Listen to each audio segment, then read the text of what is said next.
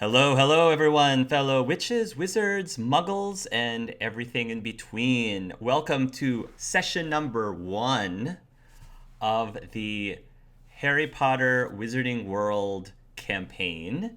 And I am here with our players, and we are ready to begin our story. Well, begin our story is not really that accurate because if you guys are just tuning in now and have not seen our session 0, you might want to watch session 0. And I don't mean that lightly because did anything happen during session 0, guys? Did anything significant? I don't know, Some Huck. some Did something little happen? stuff. I think we just got to know about each other, right? I mean, they Yeah, probably should watch it. if you guys have seen my previous session 0s in the past, this session 0 is a lot different in that we actually started like significant canon role playing, like a good 4 or 5 hours of actual role playing, which establishes the characters. It establishes each of their individual schools, how their schools work. It establishes a lot of the NPCs. So technically, their origin stories kind of started in session 0. And if you start with this session, you might be kind of lost. You wouldn't get the full experience. You wouldn't get the full story. So if you think that you're perfectly fine just to start with session 1, I highly, highly, highly recommend you think twice and go back and watch session 0 all the way, just so you can, just so you don't miss anything, because we've got a lot of great stuff. Yeah, session 0 is actually session 0.5, so And make sure to go back and watch all our auditions and interviews so you know how cool we all are. And correction, session 0 is the calm before the storm. So if you want some wholesomeness before what's about to happen, please Yeah, we go couldn't watch die session 0. It wouldn't make much sense. So, let us begin with the warm up question, which is a tradition that I have done throughout all of my campaigns. For those of you who don't know what that means, a warm up question is a question that I ask at the beginning of every session. It sort of helps warm up people's like role playing. It starts to get them focused on the campaign and the session and their character. It also gives me a chance to sort of ask questions about your characters that may not normally come up naturally during the story or during the role play, just because it doesn't really come up for some reason. So those are some of the reasons why I ask these sort of questions. And might sometimes there's significance to a warm up question I might have for a specific session because it might apply to something later on down the line that day. So today's question is going to be very simple. After seeing or playing through session 0, like I said, you guys have started learning about each other's houses and you started learning about each other's characters. I'm going to ask two separate warm-up questions today, actually. So my first warm-up question is, of all of the other PCs and NPCs that you met that your character personally has not met yet, which of the other PCs are you most excited to meet, and which of the other NPCs are you most excited to meet and interact with, and why? for my pieces, I actually have two picks. I'm not quite sure. One of them is Roxana, because Juan is going to really clash with her, and it's either going to be he's going to love her or he's going to hate her. You'll love me. And the other one would be Levi, because Levi would like totally take out and make shine some stuff about Juan, and I think they will be really good friends. Levi will definitely take out Juan. Don't worry. Hopefully. And now for the NPCs, I'm actually kind of want to meet the twins of Mahatakoro, because they seem like really cool people, and Nika seems super wholesome to me, and I think that he and Juan would have a very interesting interaction. Uh, I would like to see that. All right, so Levi would want to meet Roxy first because she's a girl, but Brandon, Brandon really can't wait for Levi and Al to meet because I feel like their personalities are so different that they will like. I think they'll mix well. I want to see how they interact because of how different they are. Yeah. NPC wise, Toby is like my dude, and they're both like losers in their own ways, and I think they're both like losers in their own way, and I can't wait for them to kind of interact. I think that'd be really cool. Don't bring down Toby to your level, Levi. Don't bring him down. I said in our own ways. In our own ways. Toby is my boy. My boy too. I had him first. He's mine. Basically, like when it comes to the other PCs, I honestly can't pick who I'd like to interact with the most. I know that's cheating, but I think there's so much value that to be had there, like with all of them, that I'm just like, I don't know.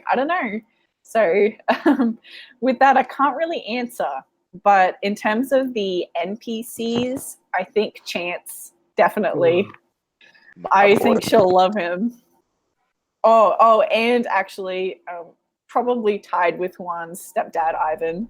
Just because I want to knock some sense into that guy. I just want to. I'm gonna smack him. Okay. From Albion's perspective, I think out of the PCs, he would probably connect best with Juan.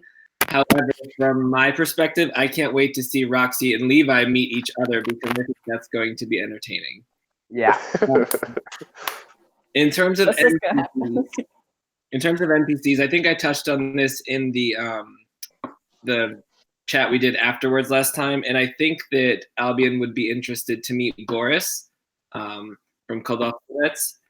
However, me personally, I think it'll be fun to meet Chance as well. So Chance is going to be incredible. Hey, you guys stay away from his blood. That's all mine. It's all mine. The second question that I wanted to ask is, now that you've learned about the other 3 schools that your character did not attend, if your character could have attended one of the other 3 schools, which one would you think would have been the most interesting for your character to have attended instead? All the schools I can't pronounce. So Mahokotoro? Morokoturo. Okay. I think I would like to go that one because I think that's like personally my favorite school so far out of all the ones I've researched. So like just being there would be really cool. But I also like the idea of Levi like staying on like that pink robe for like all eternity, like unable to get out of the pink robe like you're whatever 9. Yes. So I think that would have been fun to play out, and then like finally he like gets the next level, and he thinks like he's an all-powerful wizard now. Purple, yeah. Yes. Go me. I would say it was my original school that I had picked first to do for Albion. And I think that Clef did a really good job of like going in depth of the houses. And maybe I'm a little biased because I helped him with some of that, but I don't know. I was drawn to the concept of a school in Africa just because it is such a big area and they have a school that represents such a diversity within itself. So I think that I would be interested in the Ouagadougou school. Yeah. For Juan, I'm between Mahotokoro and Castelbruccio because you guys did an awesome job representing them, and that really they both seem really cool. But I think I'm leaning more to Castelbruccio because of the location and all of the magical creatures and awesome stuff that happens there. I mean, they have a centaur headmaster. That's enough to win me over. For Roxana, I think it really depends on what time in the timeline. But if we're talking about like current day Roxana, she would definitely go to Durmstrang, because that's where her brother went. So she'd be like, oh, I think I'd be, fit in more there because he went there. But if we're talking about 11-year-old Roxana, she would want to go big and bold. So she'd probably go to like Castle Bruto or something like that. So before we begin, let me give this for the final time, because I think I should do this at least one more time for session 1. I want to give 2 disclaimers. They are the 2 disclaimers that I said in session 0, so please bear with me if you've already heard this. The first disclaimer is this is our representation of the wizarding world that Joe Rowling had so graciously laid out for us, created for us through all of the books and the movies and the plays and all that good stuff. We are all very big fans of this universe, and because the universe is so vast and there's so much lore, we are going to try our very, very best to be as accurate, because we want to be respectful to the original source material. Sometimes, though, we might not get everything perfectly. So those of you who are really, really big hardcore fans and know all of the ins and outs of all of the lore, there might be moments where if we're not sure of something, we might make up something on the spot, because that's just how tabletop gaming works. That's how role-playing works, is if you don't know what it is at the time and you can't find the real answer, then you just kind of make it up as you go and do the best you can. So if you notice some things that are not quite accurate or a little inconsistent, our apologies ahead of time. We're just trying to have fun. We're just trying our best. So thank you ahead of time for your understanding and patience with that. The second one I wanted to put up as a disclaimer is one of the main focuses of this story is exploring what the wizarding world is like internationally, in other countries, in other cultures. Again, everybody around this table has done their best to research these cultures and how they work in real life. We might not always get it 100% accurate. We're trying very hard to avoid generalizations and avoid stereotypes as much as possible. But just in case, we appreciate your understanding and forgiveness if we might veer a little bit into those realms, just because, again, these are stories that we want to explore because we want to be able to tell the story of the diversity and just give more representation in general in this universe. And we are trying really hard to respect everybody's different cultures. Sometimes, again, if we're not sure of something, we might make it up or just think of something on the spot. So that goes especially with me when I have all these terrible accents of all of these different characters from all of these different regions. Mostly I do these accents not because I think they're actually good accents, but just to help the players know who's speaking at the time. At least if I can speak the way the character does consistently, even though it's not necessarily an accurate accent, they'll at least know who's speaking without me always saying their name each time. So again, thank you very much for your patience with us and our understanding if we don't get everything culturally 100% right. Whew, okay, that's what I wanted to say before we start. So let us begin or continue the origin stories from session 0. So now we get to the real stuff. Oh, I can't do it. Everyone, gentle with please me. roll for initiative. Oh boy. Here we go, everybody. Here we go. It is the summer of 1995. Levi, you are actually with your father, specifically Hunter Lionheart. So Hunter Lionheart is Levi's biological father. He is a bit of a no-nonsense kind of lawyer, practicing specifically for magical law. He is right now taking Levi to the Ministry of Magic.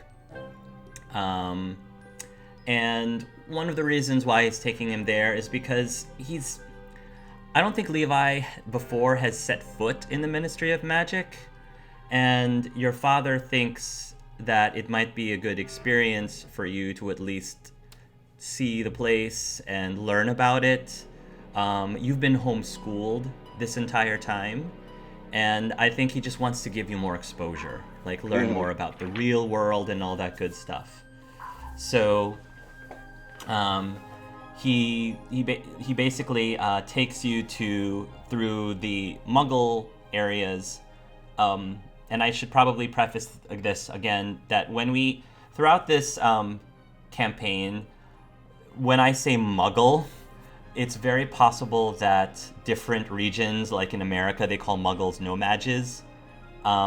Just know that when I say the word Muggle, I mean whatever that character would say regionally it refers to as Muggle, because I might forget, and many of us have done that in the past and forgotten.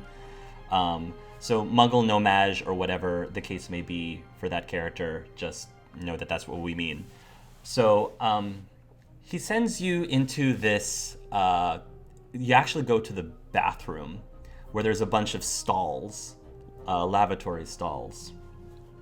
And you heard about this from your dad, about how many people go to the Ministry of Magic, and maybe you thought he was joking, but I don't know if your dad normally jokes around about those kind of things. Yeah. So he actually opens up the stall, and you see a toilet in there. And he says, "After you, son," Hunter says, pointing at the toilet.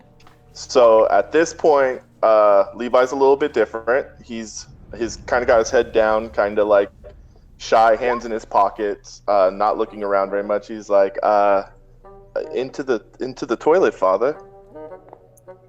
That's right. Into the toilet, just like we talked about. Don't be scared. It's... Okay, I'll do it. And he'll do as he's told. You'll go into the toilet, and as your father had instructed, you kind of stand in it, and then you pull the flush lever, and it just, all of a sudden it just goes, and you just get sucked in, and it's a really weird sensation, as if you were in a water park and you were going down those like water slide tube things. That's kind of how it feels like. I'll let you decide if this is a fun or traumatic experience. I'll let you decide that. I think he would think it's pretty fun. Levi eventually emerges into the atrium of the Ministry of Magic. And if you remember from the movies, it's this very large, relatively open space. This is also the space where, if you remember, Dumbledore and Voldemort had their duel. But right now, that's all in the future. But there are wizards and witches everywhere, bustling back and forth, going from one place to another. Most of them are very dressed in professional suits, or wizard and witch suits. And you might be overwhelmed just by the sheer number of very serious-looking adult wizards and witches. And your father emerges eventually right behind you, and he's looking at the expression on your face. What's Levi's expression right now as he's sort of taking all of this in? Just eyes wide, looking around. Just lost. He's completely lost. Well, son, what do you think? I think this place is fantastic, Father. Is this where you work? Yes, this is where I work, and this is where we try to run the wizarding world, so to say. There's different departments. He goes over and he shows you sort of like a directory. And he says, "We're in the atrium. There are 7 levels to the departments. Level 1 is the Minister of Magic himself, Cornelius Fudge, and his support staff. Level 2 is the Department of Magical Law Enforcement, which includes the Improper Use of Magic Office, the OR Headquarters, and the Wizengamut Administration Services. Level 3, Department of Magical Accidents and Catastrophes. That is the Accidental Magic Reversal Squad, the Obliviator Headquarters, and the Muggleworthy Excuses Committee. Level 4, Department for the Regulation and Control of Magical Creatures. includes the Beast, Being, and Spirit divisions, as well as the Pest Advisory Bureau. Level 5, Department of International Magical Cooperation, which includes the International Magical Trading Standards Body, the International Magic Office of Law. That's where I work, he says with a smile. As well as the International Confederation of Wizards, British seats. Level 6, Magical Department of Magical Transportation, which includes the Flu Network Authority, the Broom Regulatory Control, the Portkey Office, and the Apparition Test Center. Finally, he says, we come to the Department of Magical Games and Sports, which includes the British and Irish Quidditch League's headquarters, the official Gobstones Club, and the Ludicrous Patents Office. He gets excited. He would get visibly excited at the Quidditch, never playing it, but hearing about it. He'd be like, do you think when you get me into Hogwarts, Father, I'll be able to play Quidditch? He says, I think any Quidditch team would be proud to have you, son. I would try very hard to do my best. He will nod, smile warmly, and says, well, what say I take you up to go see my office? That would be fantastic. You will follow him, and he will take you to the elevators, and the elevators will actually go down. So even though there are 7 levels, level 1 is actually the bottom-most floor. So the atrium is the topmost floor. And so you will go down 2 floors until you reach the Department of International Magical Cooperation. And several people will probably recognize Hunter. You can tell, you probably presume this, but now that you've actually seen him in his natural habitat, you can kind of tell that a lot of people seem to know him and have a lot of respect for your father. And he greets them warmly with a good morning. And he will then take you into the International Magic Office of Law division. And again, it's just a bunch of like offices and such. And he will take you over there, and he will explain to you that I have some people that I have a meeting with this morning. So if you don't mind waiting here in the waiting room for a little bit before I actually take you into my office proper. Yes, I could do that. You working on a big case? He nods and says, I am. Unfortunately, due to privacy reasons, I can't really tell you very many details, but maybe I might be able to give you a little hint of what I'm working with my current clients. That would be nice. He will smile and usher you over to where like the waiting room is, and he will go see his clients. Now, while you're in the waiting room, you're not alone in here. There is another gentleman there, and this is what he looks like. Okay. He is a man with long hair, darkish skin, a little bit of a bronzish, semi-bronzish skin, and he's got a very calm demeanor. And while you guys are waiting in the common area, he'll sort of give you a bit of a smile. Okay. He would not be rude and kind of smile back. If you don't mind me asking, he says in a very calm and gentle voice, you seem a little young to be in this office. Oh yes, I'm just waiting for my father to finish his work. I should be out of here soon if I'm in your way. Are you the son of Hunter Lionheart? Yes, I am. He will smile at you. Pleased to meet you. Chogen is his name, he says as he holds out his hand. Levi will hold out his hand and shake it. He shakes his hand and says, is this your first time seeing the Ministry of Magic? It's almost the first time I've seen anything magical outside what my father has taught me in the house. He laughs a little bit. Well, let me tell you a bit of a secret. This is my first time here too. Oh, so you've You've never been here. I thought it was common for people to come here, no? It is common for some, I would say. I've traveled from very far away to be here, however. From America, actually. Oh, so you go to the American school? You could say that. He looks a bit older. I don't think you would presume that he's a student. Mm-hmm. Maybe you presumed he used to go. He says, he says, I actually work at Ilvermorny. Oh, that sounds fantastic. I mean, Ilvermorny sounds like a fantastic school. I mean, it's no Hogwarts, but it's up there. I've heard great things about Hogwarts as well. I can't say I've been there myself, but... My dad thinks I'm going to be a great Quidditch player on the team when he gets me to go there. He smiles again warmly, and he says, oh, you're into Quidditch, are you? Well, I guess most boys and girls your age are. I've actually never seen or played it. I've just heard about it, and it sounds fantastic. Have you been riding your brooms as of late? I've had a few lessons. I do okay on them. My father says I'm a natural, but I've never seen anybody else ride it. I don't know how good I am compared to others. I'm not particularly great at riding brooms myself, but I think you definitely have some potential.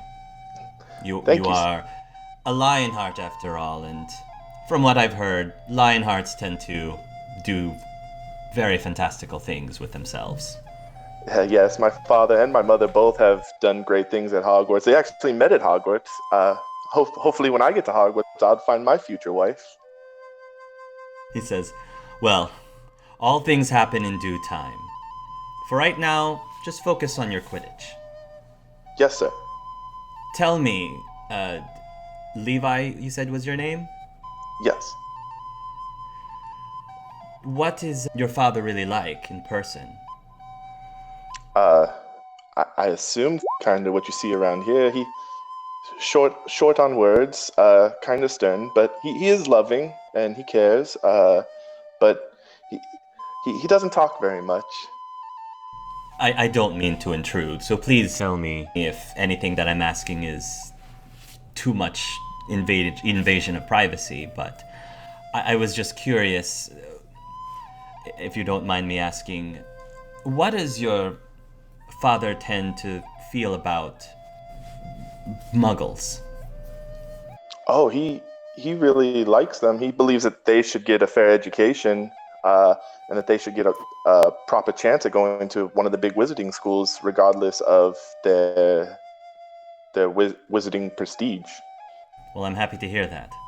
I'm actually here to ask him for some legal advice for the benefit of muggles. Oh, I'm sure he'd help you. Just tell him you know me, and that might help. He says, I think that would be great. I actually work as the medicine man for Ilvermorny. I suppose you could refer to that as the healer or the school nurse, as many of the students like to refer to me as. He says, the school nurse. I suppose that's better than some of the other things I could be called. You could be the school lunch lady. That'd be way worse. I don't think you want me cooking anything. Brewing potions, maybe, and salves, but definitely not cooking. Have you heard the rumors as of late? Not to scare you or anything. So just to give you an idea of the timeline, this is the summer right after the events of the Triwizard Tournament. So Voldemort just rose from the dead, and Harry Potter is trying to tell everyone, including the Ministry of Magic, that he who shall not be renamed is back. Of course, Cornelius Fudge and the rest of the Ministry is like, oh, you crazy Harry Potter, you cray. You're just trying to get more. You're just trying to get, more fame, and, it's ridiculous. So that might be why. It's a bit of a touchy subject, at least for the adult wizards and witches. I'm not sure how much your father has talked to you about these events that happened in Hogwarts, but just to give you an idea of what the what the political climate is right now. Right now, most of the wizards and witches are either A, a little concerned and worried, or B, are totally buying what the ministry is telling them and be like, folks, there's nothing to see here, everything's under control, there's nothing. So Chogan is going to ask, I don't mean to upset you, but have you heard the rumors about he who must not be named? I've not heard any rumors of any a man who cannot be named. He says that might be for the best. If whether the rumors are true or not, my concern is for the safety of everyone, but especially Muggles. If hypothetically the rumors end up panning out to be true, then I believe the Obliviator headquarters are probably going to have their work cut out for them. But if that is the case, I wanted to give fair warning to some of the reported long-term effects of repeated exposure to Obliviation. I've heard of that spell, I think. What are the rumors, if you don't mind me asking? And who's the man who cannot be named? The Dark Lord himself. The one who... Darth Vader? He says something like that, but not quite. Did your father not tell you about the Wizarding War? Or at least the one that took place a few decades ago? He doesn't tell me much about magical things. He does teach me spells, but that's about it. Well, it's not my place to tell you myself, but maybe you should ask him about it. What I'm just trying to say is that during times like these, certain things happen, and sometimes Muggles end up witnessing them. As you know, they're not allowed to know about the wizarding world, so the cleanup crew from the ministry essentially comes to obliviate them. However, studies have shown that repeated exposure to the obliviation spell can cause certain side effects to Muggles. They might include things as minor as change in personality, general forgetfulness, or in very extreme cases, they go completely mad, or even end up with aneurysms that could be fatal. There's also a movement saying that the obliviation spell causes cancer. But then again, everyone these days thinks everything causes cancer.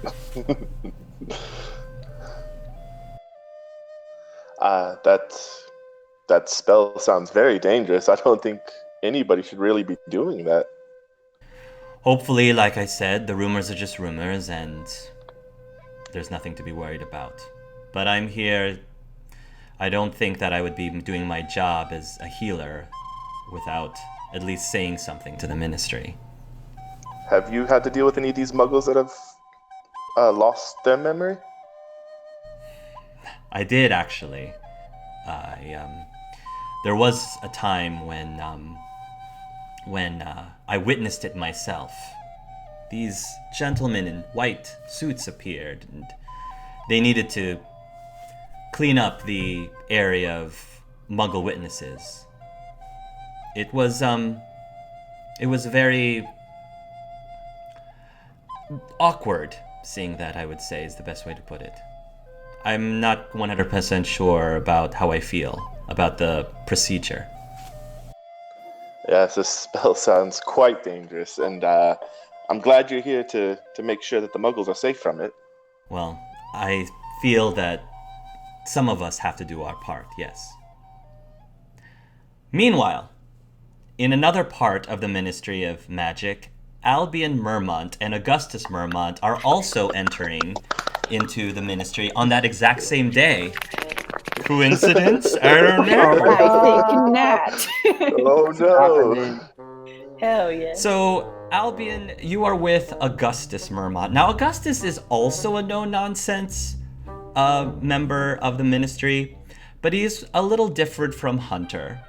And again, Albion, you are here because, again, with what just happened with what just happened at Hogwarts during the Triwizard Tournament, your dad very much does not believe all of these rumors. He thinks that there are people that are trying to incite panic, and the ministry has to keep all of this ridiculousness under control, because we can't have a worldwide spread panic all over the place. And he's taking you to the ministry because he thinks it's a great way for you to see that everything's under control. He wants you to feel that you're safe, that everybody's safe, and everything is just hunky-dory. So you again are with him in the atrium. You also have arrived in the atrium, and you're seeing all of this for the very first time. And again, I'm going to ask you the same question. What is Albion's general expression on his face when he sees this?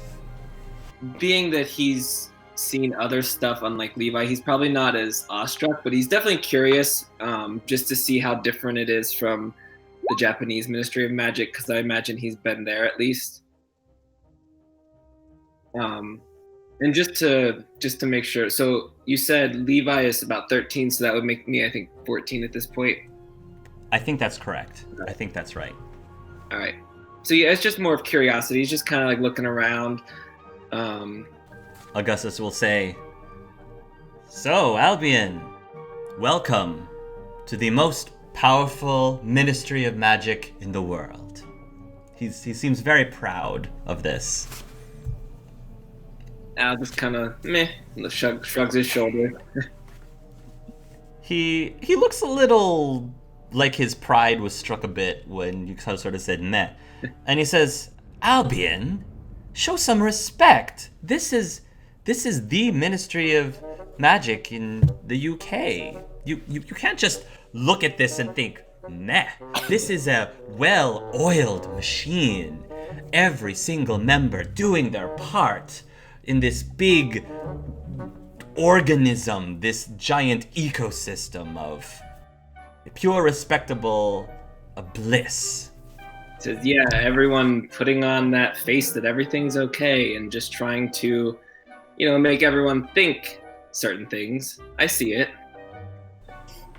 Albion, he sort of grabs a hold of your wrist very forcefully, and then he kind of walks you to a certain private area.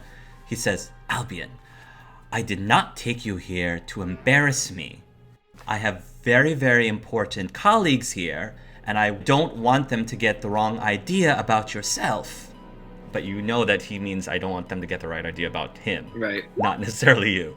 Yeah. He said, "We're going to meet some very important people here, and I want you to be in your best behavior."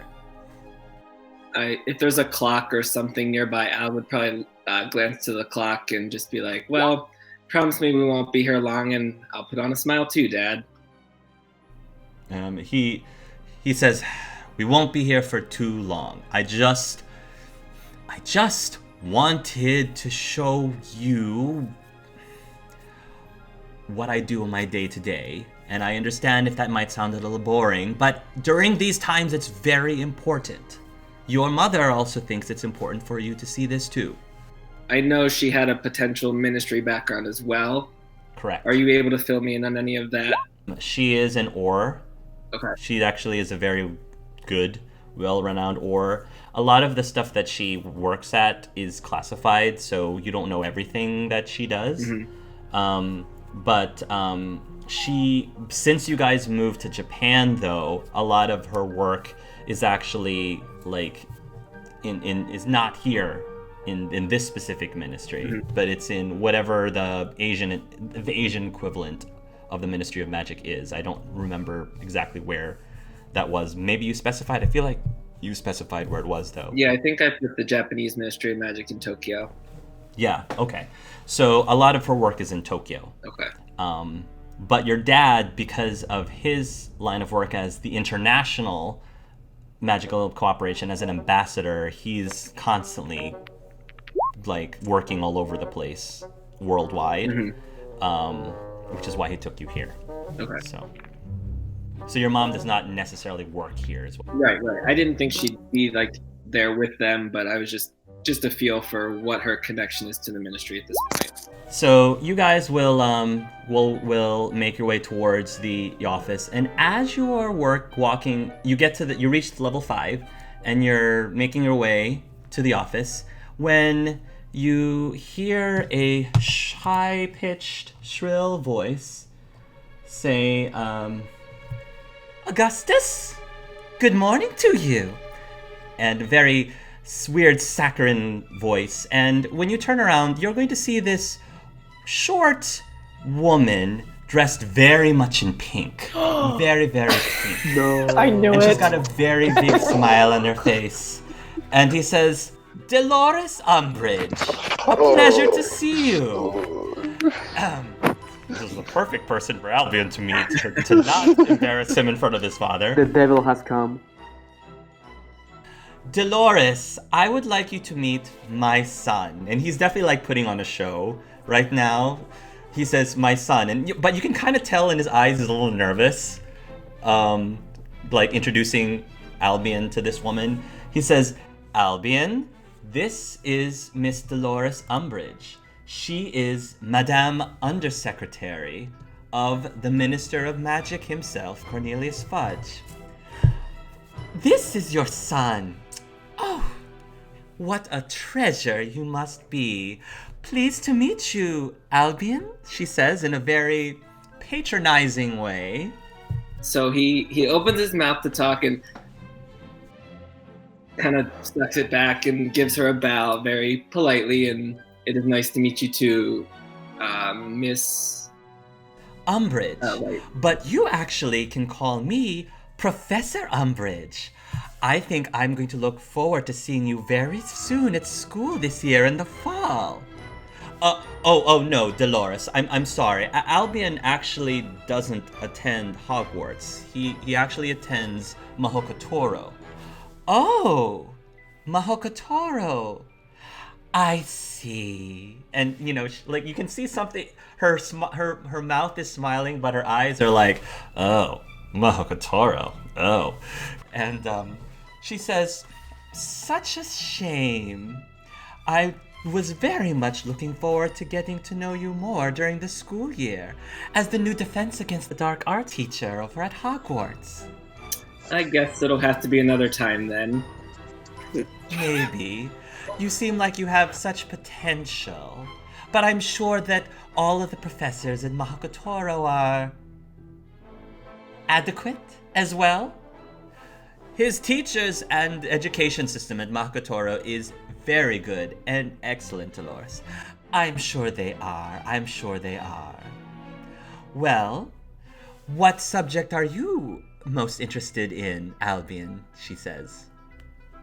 He says, "I've got quite a knack for herbology. Not so much defense against the dark arts." She says, "I definitely understand that. Herbology is also a very important line of study. You getting good grades and high marks then, I presume?" "I would think so with someone as important as your father," she says. He says, "They're satisfactory." Wonderful. Well, it was a pleasure. Augustus, we'll talk soon. Thank you. Yes, of course, Dolores, thank you. And she will waddle her way out. Very good, Albion. That is probably the second most powerful person in this entire building, and I think she likes you. He would mutter under his breath, maybe loudly enough for his father to hear, but what kind of bubbly personality charm is she on? Dolores Umbridge has worked very hard to get in the position that she's in, and arguably her disposition has assisted her in that way. You might actually, be good to take a page from her book every once in a while, I would say, to be perfectly honest. And what book is that? The Book of Many Faces? Oh. First impressions are very important, and how you carry yourself amongst people, especially distinguished, powerful, important people, is important. Says, I know, Dad, you've always taught me you gotta have the right first impression. Don't worry, I didn't disappoint you there, did I? No, you did wonderful. You did wonderful. Um, and with that, he will take you over to his office and start to show you around. And it's actually a pretty cool office because this is the international floor, and so you basically see a lot of paintings of different wizards and witches of different cultures. There's like paintings of people who have had the position prior to your father, and eventually, after that, he will see you will see two people who are waiting for your father, and he says, "Oh, that's right. I have an appointment. Albion, this will not take too long. I just need to speak with this couple for just a few moments, and I will be right back." And he will go off, and you'll just kind of chill out and hang out. There's other witches and wizards here, but they're of course busy doing what they're doing. If you need something like a glass of water or whatever, they'll attend to you. And as it doesn't take that long, maybe like 15 minutes. I would say the couple is they don't seem to be from these parts, especially based on their accent, their hair. They have light colored hair, and it's a man and a woman, and the woman says to your father, "Mr. Mermont, are you sure there's nothing that we can do to get our son into Hogwarts? I'm sorry, Mr. and Mrs. Gallagher, but unfortunately, according to ministry law, your son technically is not eligible because of who he is." Well, technically, yes, because of where he comes, where he was born. They don't necessarily, most schools don't necessarily recognize him as, they don't recognize him as an actual person, is what you're saying. Based on how the ministry classifies certain people, some are considered to be magical beings. He looks like he's really like digging himself into a hole here. And the Gallaghers just seem to really be at a loss for words. And meanwhile, you will overhear another man speak up and say, "Excuse me, I don't mean to intrude, but I couldn't help but overhearing." And it's Hunter. It is actually Hunter Lionheart, who was just passing by. And Augustus says, "Oh, Hunter, good to see you there. Hunter, this is Mr. and Mrs. Gallagher. This is Hunter Mermont. He is one of the lawyers here in this division. I was just trying to explain to Mr. and Mrs. Gallagher that their son, being a leprechaun, is not able to attend Hogwarts." And at that point, Hunter Lionheart sort of rubs his chin a little bit, and he says, "Well, that is true. Because of the current law, they're not recognized and would not be able to officially be a student at a place like Hogwarts. However," Hunter says, "there are other places, other schools that have special programs that may be able to take them in." "Oh, that's right," Augustus says. "You're absolutely right, Hunter. I believe Castello Bruscio. I think Castello Bruscio just opened up a program recently that might be a good fit for your son." "Castello Bruscio, isn't that in Brazil?" Yes. But I think that you might be able to make a very good case. I can. Why don't you and I step back into my office, and let's see if we can speak to the headmaster there directly. I know her personally, and we might be able to work something out. I can help out as well, Hunter says. Hunter, yes, thank you. That actually would be better. He will go start to head in. He'll look towards Albion, and Albion, you've been hearing this entire conversation, and he'll say, Al, why don't you go to get yourself some lunch in the cafeteria? This actually might take a little bit longer. Oh, yes, Hunter says, why don't you and my son go together for lunch? He's actually over in the next room. Levi is his name. Yes, Albion, why don't you take Hunter's son, Levi, to the cafeteria and find some common ground. You're roughly the same age, right? Give or take a year, Hunter says. Yes, you should associate yourself with more important people, like the son of Mr. Lionheart here. All right, come along, Mr. and Mrs. Gallagher. And they will go into the office, and Hunter will go towards Albion and say, my apologies. My name is Hunter Lionheart.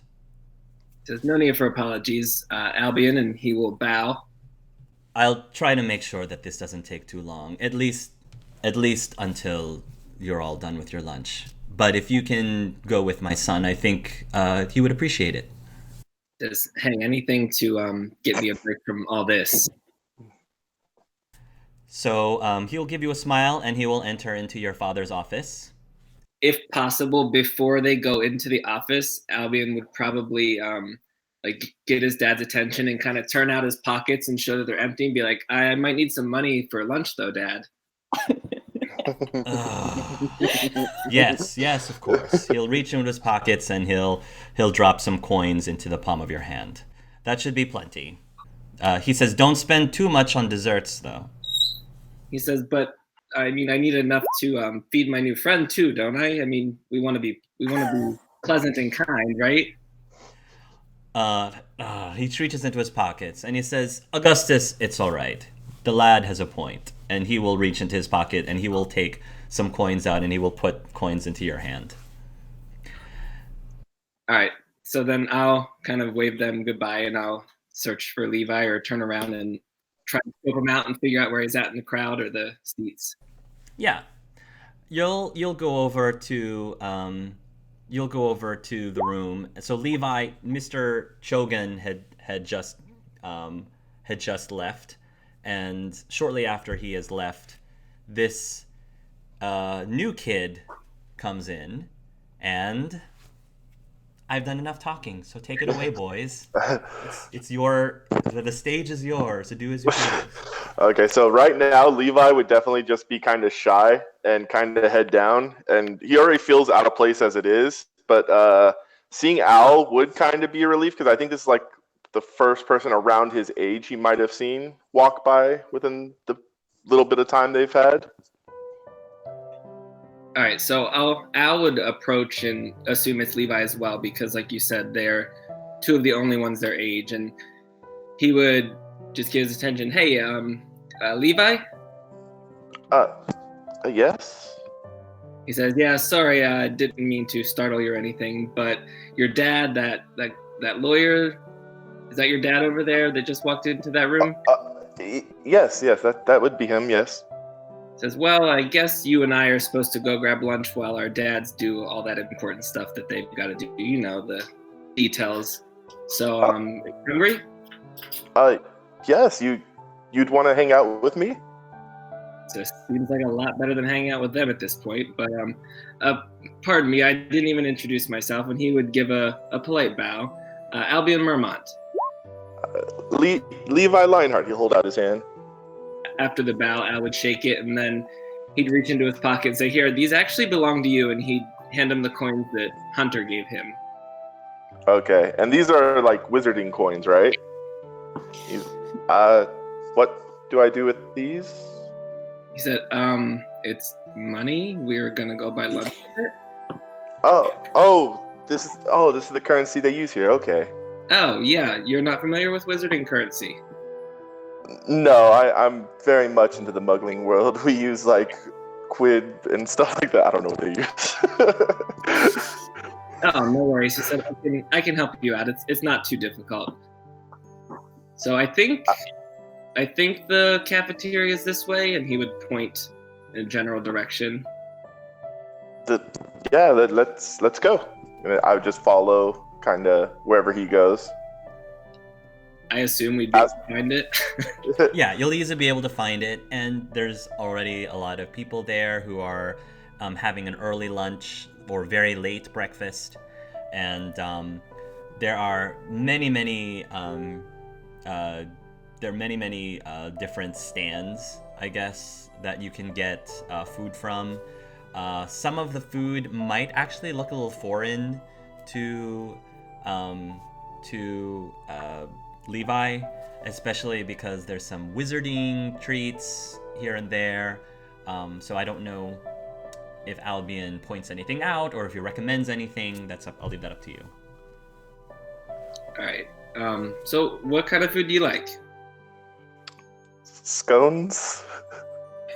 So, We gave a disclaimer in the beginning, guys. I'm sorry. Oh yes, and I'd like some crumpets too. Yes, and tea. Jesus, Brandon.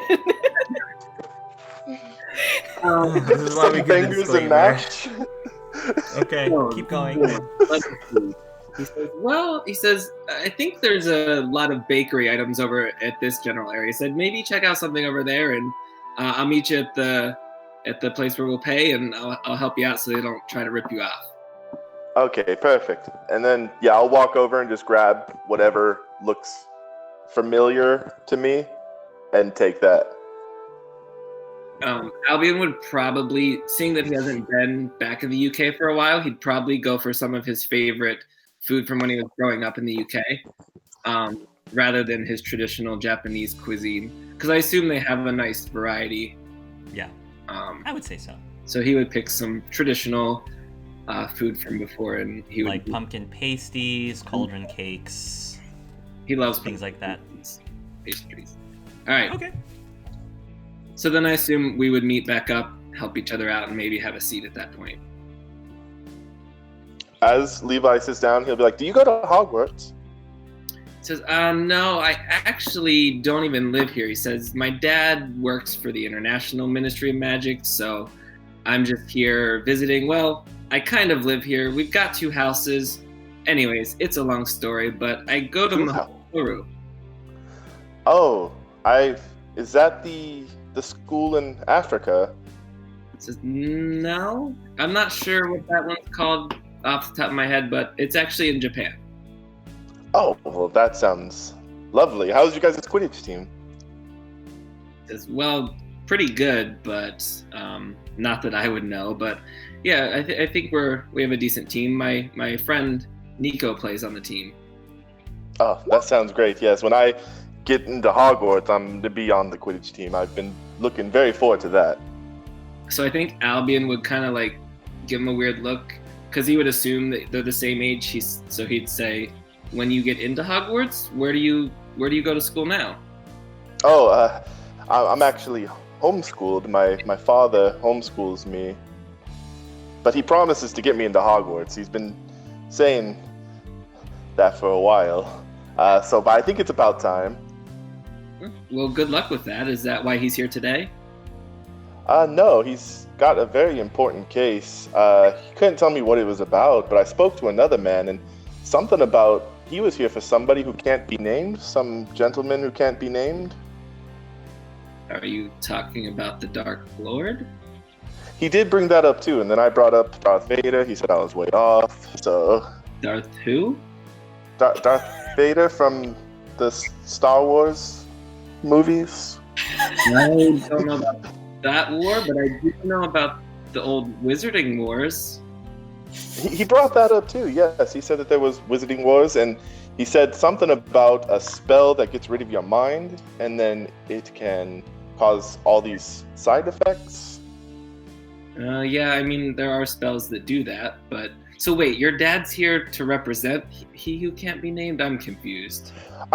If I'm being honest with you, I am just as confused as you. I just know that we came here because he was doing something very important, and then I spoke to another gentleman who had told me about he who shall not be named. So I was just thinking maybe it correlated because he was there in the same time as my father, but I'm not 100% sure.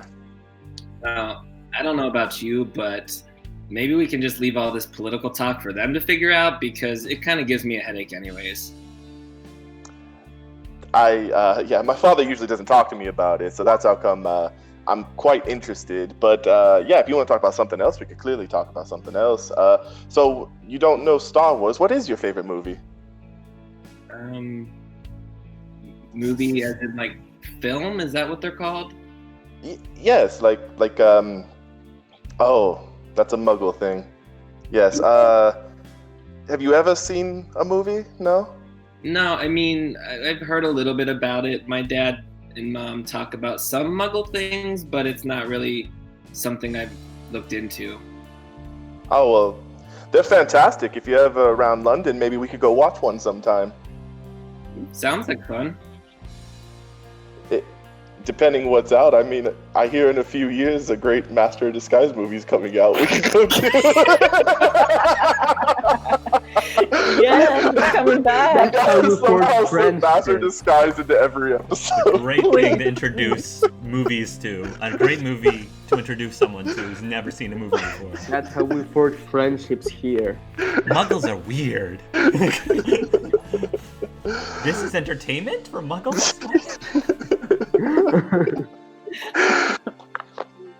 Yeah. So your dad's a lawyer. What does your mom do? Oh, I actually don't know my mother. Last I saw her, I was just a child, and I haven't heard from her since. Oh, I'm sorry. Oh, it's okay. I do have another father, though, if you're interested to hear about him. Oh, well, sure. What's your other father do? Oh, my other father is a school teacher. He teaches Muggle school, but he's also used to be a bare knuckle boxer in Britain, and so he's been teaching me that too, and I quite like that. Sounds cool, and I mean, two fathers. Wow, I can't even imagine. I sometimes get sick of having one, but yours sounds a lot cooler than mine. Yes, I love both my fathers greatly. So you have a mother then, I assume? Yeah, she's in Tokyo right now. She actually works for the ministry over there. She's an Auror. Do you know what an Auror does? Not to seem rude, I'm just curious. You can assume I don't know anything about the magical world. Yes, I have no clue what an Auror is. So I don't know the Muggle word for it, but think law enforcement? Oh, like a police officer? Yeah, that's what it's called. Ah, okay. I think my father said something about their room being on 2 or 4. I can't quite remember. I just remember being quite interested in hearing about the protection of magical laws. Yeah, I'm not sure where it is here in this ministry. This is actually my first time visiting the UK Ministry of Magic, but I've been to the Japanese one quite a few times. I bet it's not nearly as marvelous as this place. This place is quite interesting. Well, I may be a little partial, but I think I prefer the Japanese. Oh, well, I'll have to visit that then sometime. Yeah. Maybe after we catch that movie. That would be fun. Okay. All right. So Yes. we're going to close down the scene there. They're shipped. They're already shipped. Let me Literally sail. everything I said sounded like it was flirting, so I was like, I'm just gonna do it. Let's just go. Yeah. Lion Let it flower sail. is real. We're just friends, guys. We're just friends. Yeah. For now. If Levi's trying to flirt with someone, it just doesn't. No, it just doesn't. Yeah, when Levi's trying to flirt, when he's natural and cool, it's fine. It goes fine. Right.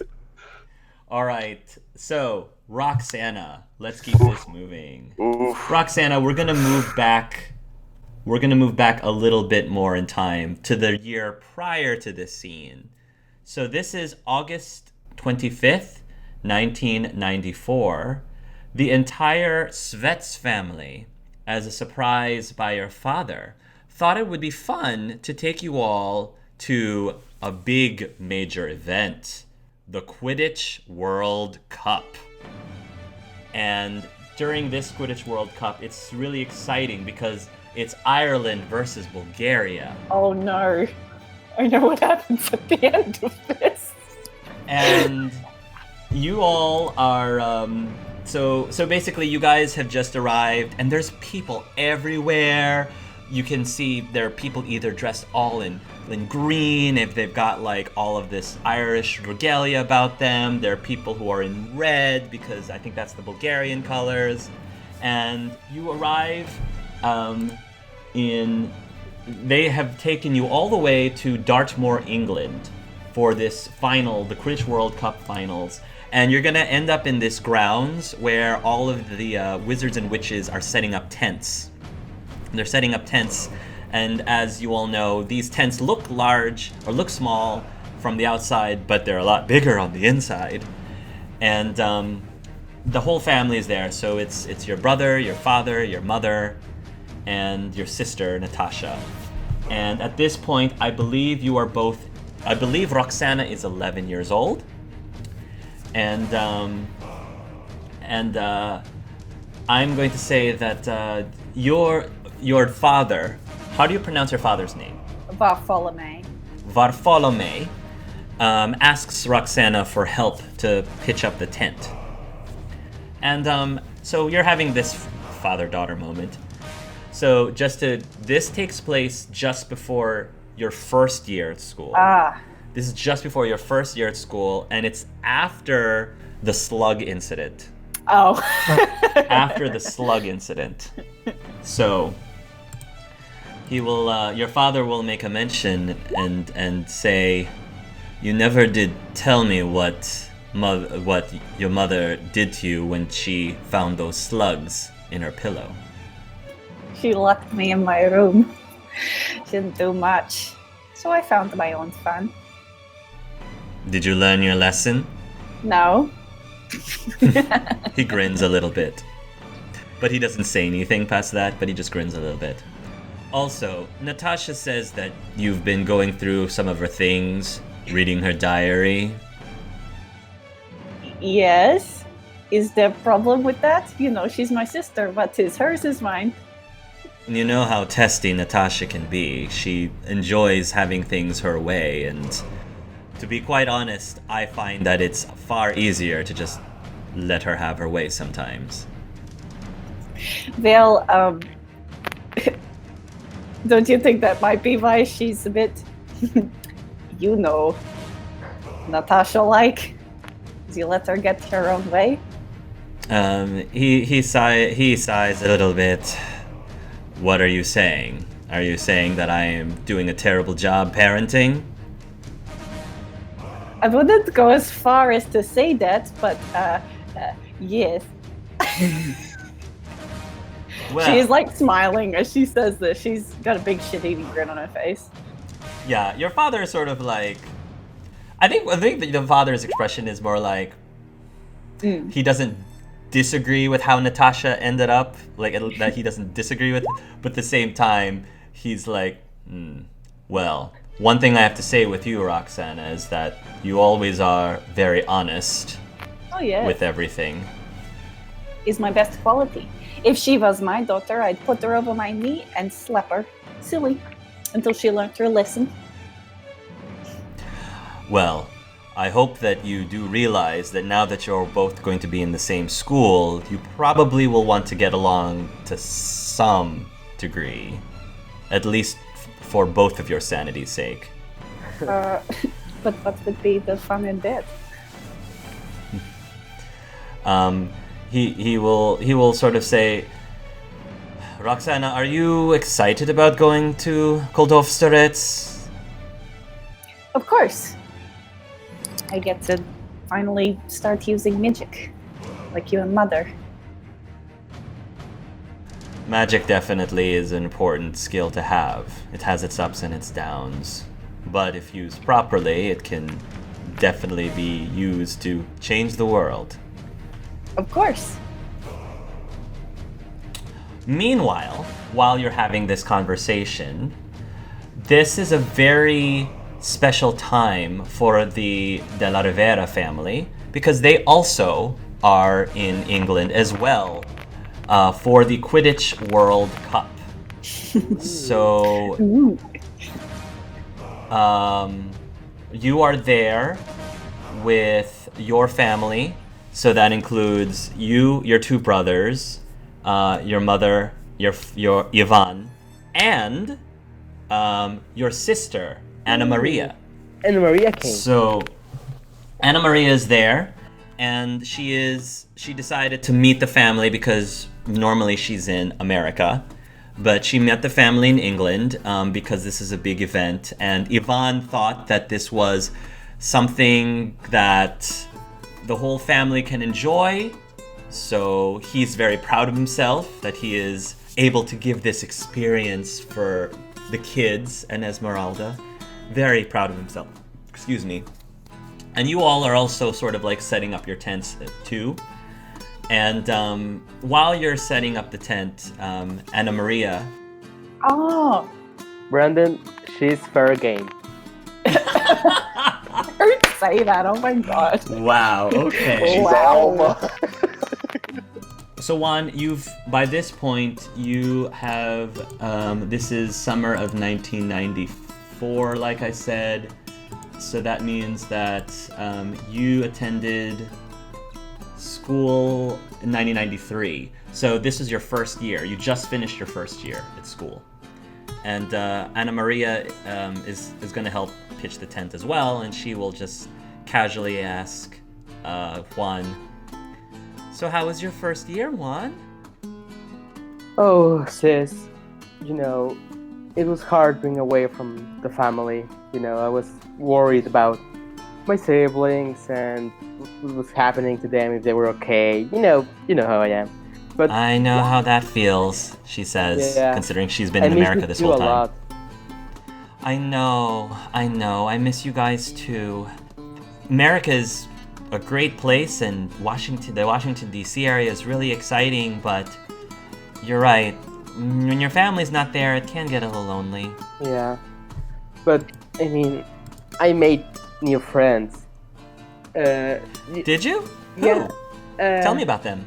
Okay, so Nyla, that's her name. That sounds pretty. Yeah, we were together on our test for the houses, and she kind of saved my butt. I was falling off a bridge, and she was the one that made everyone grab me.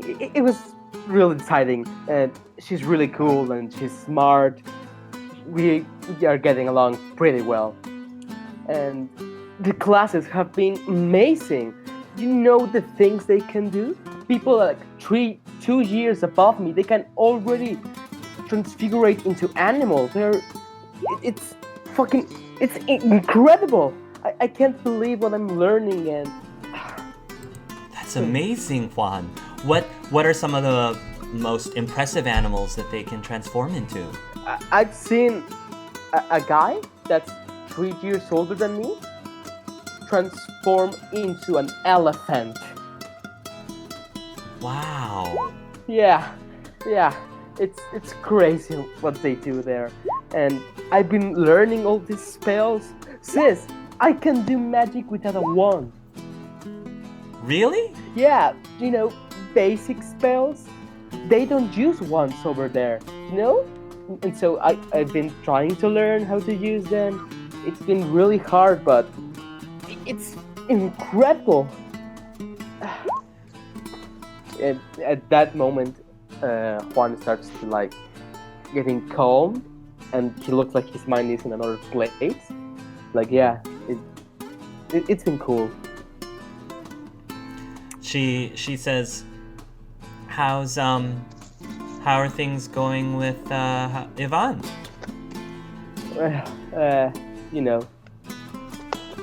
know how he is. I'm just trying to not get on his bad side, and we fight, but I try to appease him. He isn't that bad. I just get on his wrong side. It's my fault, really. She frowns a little bit. Well, I don't know if about that. He wasn't particularly happy about me moving out when I said I wanted to live in the United States. Yeah. He thought that that was not the best idea. But it's a great experience, and you just get exposed to a lot of really interesting things, especially in the Muggle world. It's very different from how we're used to here. Yeah, I didn't know much about the Muggle world. You know how Ivan is with all of that. What have you learned? What are those Muggles doing? So, I work as something, they call them secretaries, and they basically use this object that they call phones. A phone. That's sort of how the Muggles communicate with each other, or nomages, I think is how they call them. Is how they actually call them in America. So, yeah. So anyway, they use these devices, I guess, to call or talk to each other, and I answer them. Like I answer the calls and set up meetings and things like that. It's really exciting work. Oh, I bet it is. That phone. That sounds really interesting. Those Muggles are really good at making things that are easy with magic. Poor guys. They're very intuitive. I mean, they even though they don't have magic, they find a way. They Yeah. get by. They find a way. I would like to know more about them, but yeah, maybe I'll learn something. What are you learning there now, Ivan? What are you learning there now, Juan? Ivan asks. Are you thinking about moving to the U.S. as well, following in Anna Maria's footsteps? Oh, I don't know, Ivan. I just really love Mexico, so I'll probably come back and work there. It's my homeland. But I mean, you never know, right? But I want to be with my family. That's the thing. Yes, Ivan, she says, this is a great time for us to celebrate being together as a family. And she asks Juan, who are you rooting for, the Bulgarians or Ireland? Ireland all the way. Those leprechauns. Yeah, no. She says, I don't know, Ireland is great, but that Victor Crumb, though, I'm have to say I'm a bit of a fan. Yeah, I bet you are. He is pretty good. I don't know. Oh, isn't he like too young for you? You can hear Skylar say that. Oh, isn't he too young for you? I'm gonna be like, Skylar! That's not what you're talking about. He's very good at sports. Come on, come here. You guys are going to finish pitching your tents, and then it's going to be time for you guys to get to your seats to watch the game.